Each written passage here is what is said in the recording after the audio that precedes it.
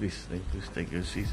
Vice President Sara Duterte, members of the cabinet, yung iba nakaalis na. So you're going to have to hold down the fort in the meantime.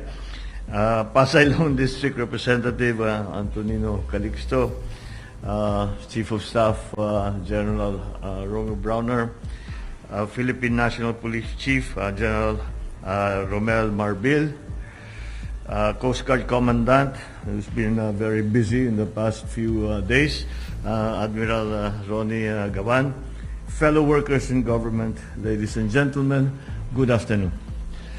Today I leave for Washington, D.C. to attend the first Philippine-U.S.-Japan Trilateral Summit.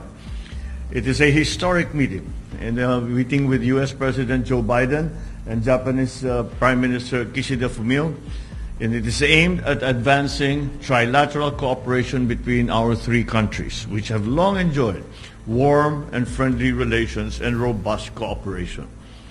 This visit builds upon my previous meeting with Prime Minister Kishida and U.S. Vice President Kamala Harris last September in Jakarta.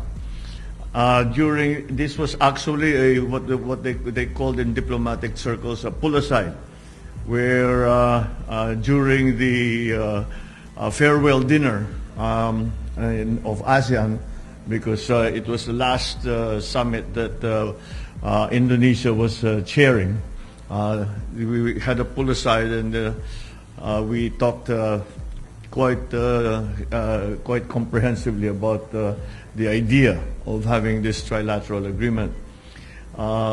This was also the follow-up to this was held with our foreign ministers and our national security advisors last year. During this summit, I will underscore the importance of enhancing our continued economic cooperation with a view of promoting economic resilience and, of course, security. I intend to explore ways of advancing cooperation, especially in the areas of critical infrastructure, semiconductors, digitalization, and cybersecurity, critical minerals, renewable energy, as well as defense and maritime cooperation.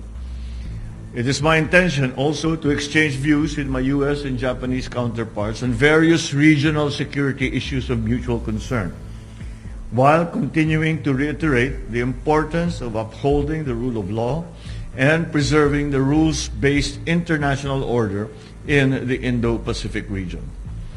On the margins of the summit, I will also have a bilateral meeting with U.S. President Biden, just kabilang dalawa. At I think he's also going to have that bilateral meeting with Prime Minister Kishida, where we will continue our discussions on strengthening further our alliance between our two countries, and also to meet with U.S. business leaders to invite them once again to invest in the Philippines.